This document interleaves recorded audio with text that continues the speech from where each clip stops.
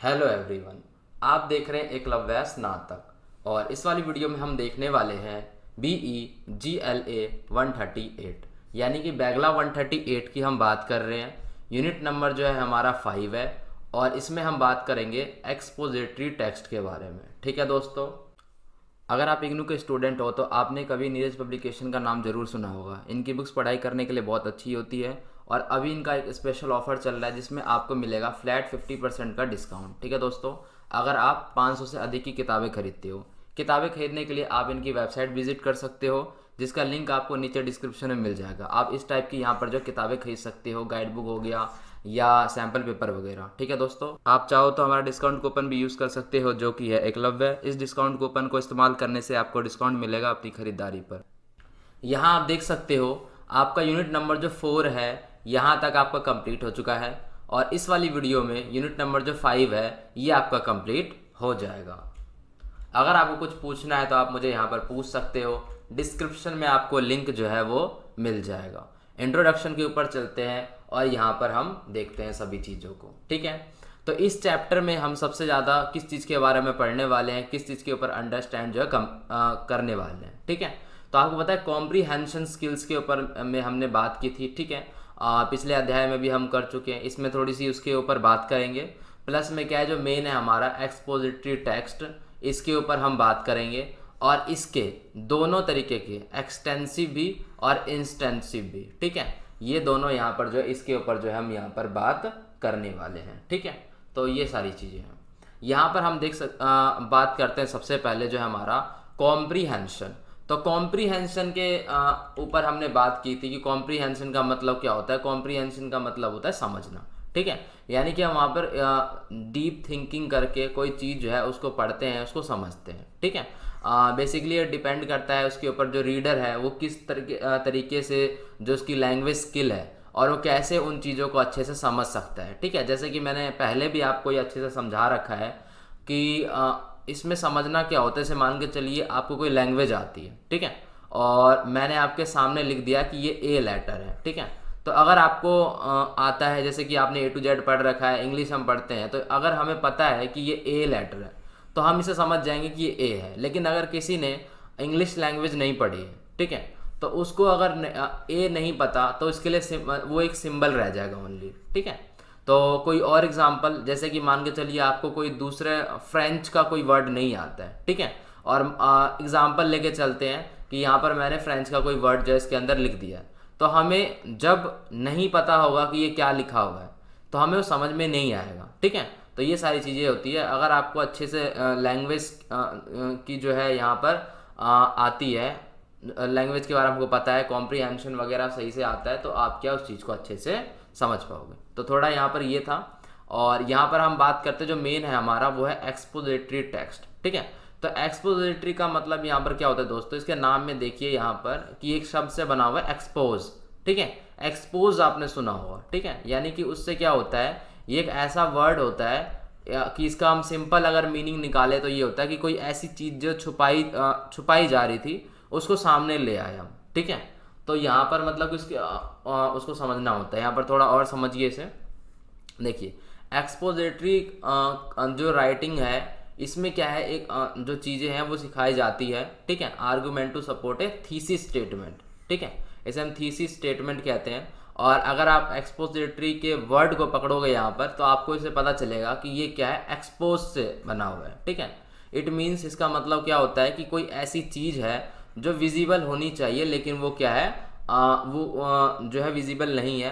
ठीक है, उसको कवर करने की कोशिश की जा रही है, इस तरीके की चीज़ है। ठीक है, तो इसी में हमारे सामने इसके प्रकार वगैरह आते हैं, उसके ऊपर हम यहाँ पर चर्चा करते हैं। ठीक है, कि अगर आप कोई ऐसे पढ़ रहे हो मान के चलो, तो ऐसे के अंदर कोई छुपी हुई बातें होती है। आपने देखा होगा कि जब हम कोई ऐसे जो चीज़ें होती है, जैसे मान के चलो पैसेज सॉल्व करते हैं, एक तो होता है सिंपल सा पैसेज। ठीक है, उसके अंदर क्या होता है, आपको सिंपल सिंपल वर्ड लिखे रहते हैं, उसको जो क्वेश्चन पूछा जाता है आपको आ जाता है। लेकिन कुछ कुछ चीज़ें क्या होती है, बिल्कुल छुपी हुई होती है। ठीक है, और उसको निकालना और फिर उसका क्वेश्चन आंसर देना, वही हमारे लिए क्या है, एक बड़ा जो काम है वो बन जाता है।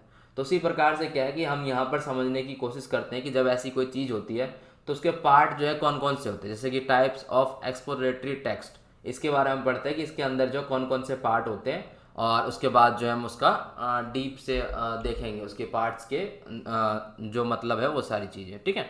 तो यहाँ पर इसको 6 कैटेगरी में बांटा गया है, ठीक है। एक्सप्लोरेटरी टेक्स्ट को 6 कैटेगरीज में इसको बांटा गया है। पहला है कॉज एंड अफेक्ट, ठीक है। कॉज एंड अफेक्ट हो गया अपना, मान के चलिए कि कोई घटना वगैरह हो रही है, ठीक है, तो उसके कारण और प्रभाव, ठीक है। उसके बाद क्या है पर प्रॉब्लम एंड सॉल्यूशन, ठीक है, यानी कि कोई प्रॉब्लम है तो उसका सॉल्यूशन निकालना, समस्या का समाधान करना, ठीक है, ये सारी चीज़ें। उसके बाद जो है हमारा थर्ड है क्लासिफिकेशन। तो क्लासिफिकेशन क्या होता है दोस्तों? क्लासिफिकेशन का मतलब होता है वो कैटेगरी में बांटना, ठीक है, वर्गीकरण बोलते हैं उसे हम, ठीक है। तो वर्गीकरण, जैसे कि मान के चलिए आपने देखा होगा कि चीज़ों को क्या है यहाँ पर कैटेगरी में बांटा जाता है। आप सिंपल सा मान के चलिए कि अगर हम कुछ ऐसे वगैरह ही लिखते हैं तो उसका पहले क्या होता है, यहाँ पे इंट्रोडक्शन होता है, ठीक है, उसको बांटा जाता है अलग अलग कैटेगरी में। उसके बाद उसका मेन बॉडी होता है, फिर बहुत सारी चीज़ें होती है ना, तो मतलब एक स्टेप होते हैं उसके, ठीक है, ऐसे करके होता है। तो ऐसे यहाँ पर development of comparison and contrast, ठीक है। तो कंपैरिजन कॉन्ट्रास्ट क्या होता है? तो तुलना करना और अंतर वगैरह, ठीक है, ये सारी चीज़ें होती है। उसके बाद हम डेफिनेशन की बात करते हैं। डेफिनेशन भी आपको पता है, डेफिनेशन कोई चीज़ अगर हम लिख रहे हैं, मान के चलिए आप क्वेश्चन आंसर कुछ लिख रहे हैं और उस क्वेश्चन आंसर को एक कैटेगरी वाइज जो है हमें बांटना है, तो उसमें क्या है, पहले हम उसका वो बताते हैं परिभाषा क्या है, ठीक है, फिर ऐसे इंट्रोडक्शन करते करते उसको पूरा लिखते हैं, ठीक है, और डिटेलिंग प्रोसेस। तो इसी टाइप से यहाँ पर जो हम क्या है इसको समझने वाले हैं, ठीक है। तो सबसे पहले हमारे सामने यहाँ पर देखिए, यहाँ पर है कॉज एंड अफेक्ट, इसे समझते हैं। कॉज एंड अफेक्ट का मतलब होता है दोस्तों यहाँ पर अपना कारण और प्रभाव, ठीक है। तो बहुत सारी सिचुएशन होती है जिसके सिचुएशन के अंदर में क्या है, हमें यहाँ पर जो चीज़ें हैं वो करनी होती है। जैसे मान के चलिए कि जो यहाँ पर चीज़ें हैं, जो परिणाम हो रहे हैं, अगर वो घटित हो रहे हैं, ठीक है, तो उसमें कई सारी जो चीज़ें होती है वहाँ पर वो योगदान देने वाली चीज़ें होती हैं, ठीक है। तो जैसे कि अगर आप राइटिंग लिख रहे हो, ठीक है, तो उसमें क्या है, ऐसे leads to the creation of thesis statement. तो इसको यहाँ पर क्या है, इसको थीसिस स्टेटमेंट जो है वो कहा जाता है। और सबसे मोस्ट इंपॉर्टेंट अगर कोई आइडिया है, ठीक है, कोई इंपॉर्टेंट आइडिया आ रहा है या ओपिनियन है, तो इसको देना क्या है यहाँ पर जरूरी नहीं है, लेकिन अगर मान के चलिए विचारों से ये बाहर हो रहे हैं तो उन्हें यहाँ पर हम क्या है शामिल कर सकते हैं, ठीक है। कॉज एंड इफेक्ट यहाँ पर आप समझ गए। अगला देखते हैं। हाँ, अगला है हमारा यहाँ पर प्रॉब्लम एंड सॉल्यूशन, ठीक है।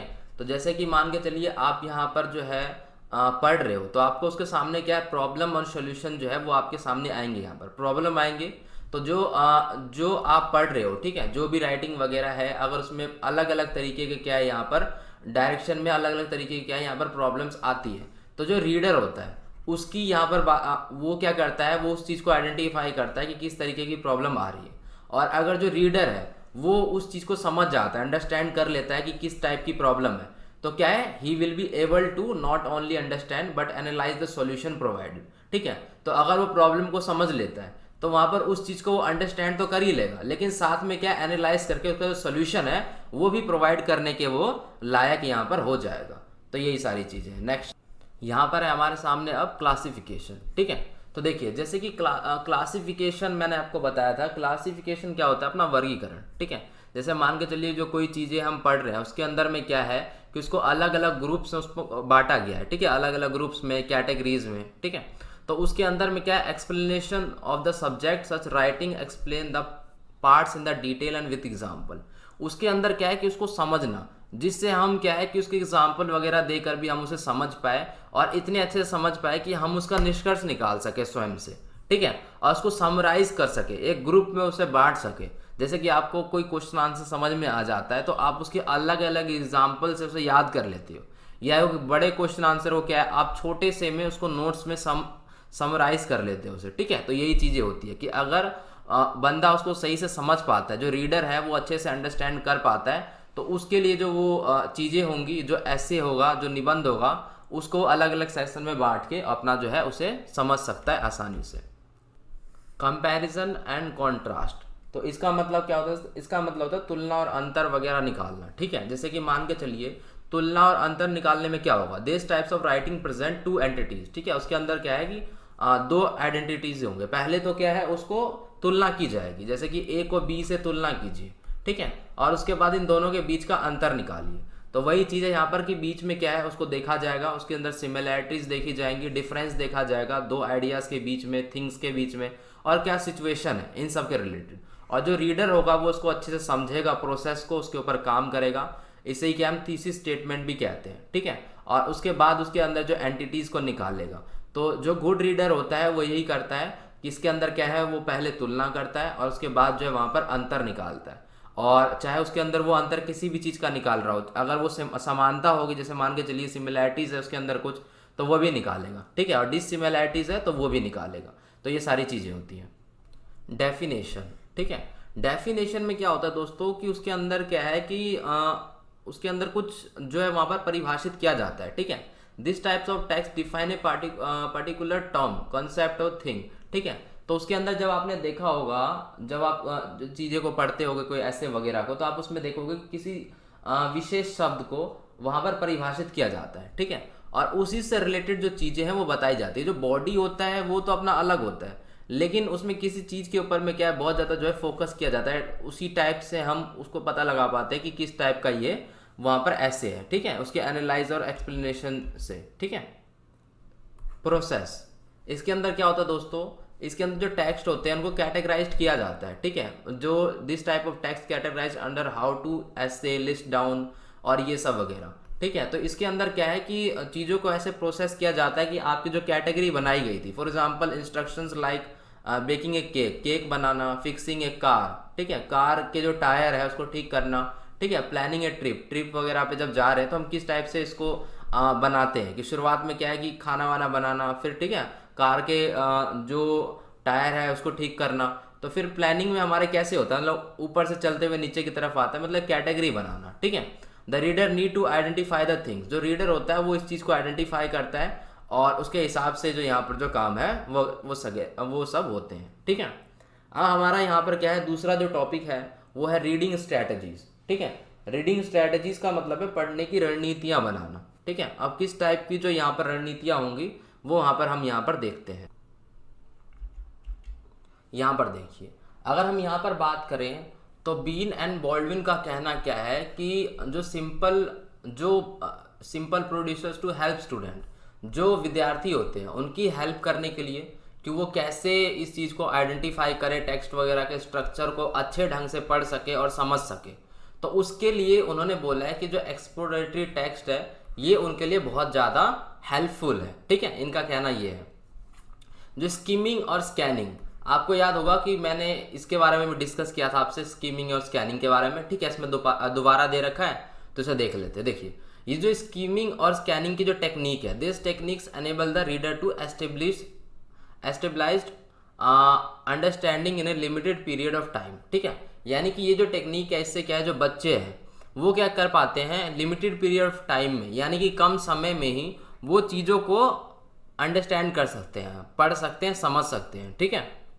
ये दोनों में ही होता है, स्कीमिंग में भी होता है, स्कैनिंग में भी होता है। जो रीडर होता है उसको ना अपनी आंखों को रैपिड तरीके से, यानी कि तेज तरीके से मूवमेंट करना होता है टेक्स्ट के ऊपर में, जिससे क्या वो स्पेशली उसी कीवर्ड को वो ढूंढ सके जिसको वो ढूंढना चाहता है, ठीक है।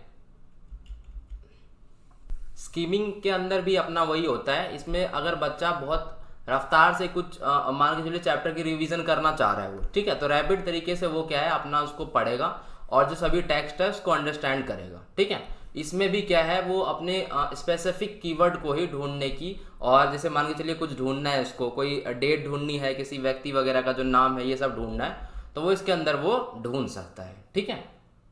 स्कीमिंग को थोड़ा डिटेल में समझते हैं। यहाँ पर देखिए, जो स्कीमिंग है ना, वो जो रीडर्स होता है, जो बच्चा है जो रीड कर रहा है, तो उसके लिए क्या है वो शॉर्ट पीरियड ऑफ टाइम में पढ़ने के लिए अच्छी चीज़ है, ठीक है। इसमें आप गहन अध्ययन नहीं कर सकते। जैसे मान के चलिए आप शुरू से पढ़ रहे हो कोई चैप्टर, ठीक है, तो उसके लिए ये स्कीमिंग अच्छी चीज़ नहीं होगी। लेकिन अगर आपने उसे पढ़ रखा है पहले से ही, ठीक है, तो आप क्या है उसको इस तरीके से पढ़ सकते हो, एनालाइज करने के लिए, रिविजन करने के लिए।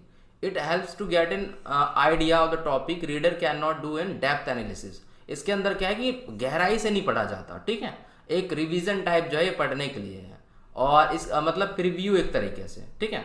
जो reader will not able to read every word, इसमें जरूरी नहीं है कि वो सभी वर्ड्स को पढ़े, अगर वो थोड़ा अपने टॉपिक को भी देखता चले तो उसको जो सारी चीज़ें हैं वो अपने आप ही वहाँ पर याद होते चलेंगी, ठीक है।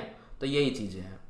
इन journal the following steps can, यहाँ पर ये जो स्टेप्स है ये यहाँ पर क्या है कि उसको मदद करेंगी अगर वो क्या कर रहा है, स्कीमिंग कर रहा है। तो देखते हैं कौन कौन से स्टेप्स उसको मान के चलिए निबंध के कुछ मुख्य चीज़ों के बारे में ही अगर उसको पढ़ना है तो यहाँ पर पढ़ सकता है। ठीक है, अगर वो चाहे तो यहाँ पर मेन हेडिंग वगैरह जो है उसको पढ़ सकता है, जो भी पैराग्राफ के जो मेन हेडिंग वगैरह सब है। ठीक है, चार्ट और टेबल्स पढ़ने के लिए ठीक है, ये ईच पैराग्राफ को जो है अगर वो पढ़ना चाहता है, ठीक है, तो यहाँ पर कुछ शब्दों को पढ़ते ही उसको जो है सारी जो चीज़ें हैं यहाँ पर वो पता चल जाएगा कि इसके अंदर क्या क्या चीज़ें हैं। ठीक है, अब हम यहाँ पर बात करते हैं स्कैनिंग की। ठीक है दोस्तों, तो कुछ जो बच्चे होते हैं ना वो स्कीमिंग और स्कैमिंग को बिल्कुल जो है यहाँ पर सेम टू सेम समझते हैं। ठीक है, तो इसमें थोड़ा सा जो अंतर है वो क्या है उसे समझिए। देखिए, जो स्कीमिंग होता है अपना और जो स्कैनिंग होता है उसमें जो फर्क होता है, जो स्कीमिंग होता है उसके अंदर क्या है कि आप रिवीजन टाइप कर रहे हो। ठीक है, यानी कि आपने उस चीज़ को पहले से ही पढ़ रखा है और रैपिड तरीके से आप क्या है जल्दी से उस चीज़ को वहाँ पर रिवीजन करना चाहते हो। लेकिन स्कैनिंग में क्या होता है, स्कैनिंग में आप कोई एक शब्द को ढूंढ रहे हो। ठीक है, जैसे मान के चलिए कि कुछ आपको व्यक्ति वगैरह का नाम ढूंढना है, सन ढूंढना है, तो वो आप ढूंढ रहे हो।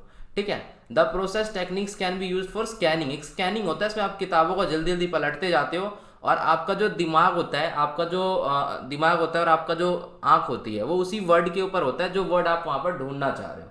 ठीक है, तो पाठक को पहले से ही यहाँ पर पता होना चाहिए कि वो क्या ढूंढ रहा है। स्कैनिंग करने के लिए आपको अगर पता है, जैसे मान के चलिए कि आप कोई वर्ड ढूंढ रहे हो, गुड ढूंढ रहे हो मान के चलिए, तो आपको पहले तो ये डिसाइड होना चाहिए कि आप वर्ड कौन सा ढूंढ रहे हो। ठीक है, जैसे मान के चलिए कि हम पैसेज वगैरह पढ़ते हैं, तो उसमें क्या है कि उसमें अगर किसी अपोजिट वर्ड टाइप का कुछ ढूंढना है तो आपको पहले वो वर्ड पता होना चाहिए कि आप क्या ढूंढ रहे हो। ठीक है, the reader should know what he is looking, वो पहले क्या ढूंढ रहा है वो उसे पता होना चाहिए। ठीक है, उसके बाद क्या है कि कुछ प्रमुख शब्द हो सकते हैं या वाक्य हो सकते हैं, तो उनको भी क्या है वो वहां पर ढूंढ सकता है। और क्या ढूंढ सकता है वो, साथ में उसे मान चलिए कोई कीवर्ड वगैरह ढूंढना है, सिर्फ मतलब एक ही वर्ड। जैसे आपने देखा होगा कभी कभार बच्चे क्या करते हैं, जैसे कोई क्वेश्चन आया तो उस क्वेश्चन से रिलेटेड वर्ड ढूंढते हैं कि ये वर्ड कहाँ से होगा, फिर वहां से क्या हम उसका आंसर लिख पाएंगे। ठीक है, यही सारी चीजें होती है। तो इसके अंदर क्या है कि अगर ज्यादा एक से ज्यादा वर्ड वगैरह ढूंढने हो, multiple scan should be done if the reader use multiple keyword. ठीक है, तो मल्टीपल कीवर्ड वगैरह क्या है वो ढूंढ सकता है इसमें अगर वो ढूंढना चाह रहा है तो। ठीक है, I should be float rapidly, इसके अंदर क्या होता है, जो आंखें होती है वो हमारी जल्दी से इसमें क्या है वर्ड्स के ऊपर में देखती रहती है, और जब तक कि उसको वो वर्ड ना मिल जाए जो वर्ड वो ढूंढना चाह रहा है तब तक क्या है वो उसकी जो आंखें है वो चलती रहती है। ठीक है, तो ये सारी चीज़ें होती है। तो ऐसी था, ये अपना जो यूनिट है ये यहाँ पर ख़त्म हो चुका है। इंस्टाग्राम का और टेलीग्राम का जो लिंक है आपको डिस्क्रिप्शन में मिल जाएगा। ठीक है, और यूनिट आपका ये क्या है ख़त्म हो चुका है। ठीक है, तो वीडियो अगर आपको पसंद आ गई तो आप लाइक कर सकते हो, कमेंट कर सकते हो, शेयर कर सकते हो। सारे चैनल को सब्सक्राइब करके बेल नोटिफिकेशन आइकन प्रेस कर दें, जिससे नई वीडियो की जो नोटिफिकेशन है वो आपको मिलती रहेगी। तो धन्यवाद दोस्तों, मिलते हैं नेक्स्ट वीडियो में।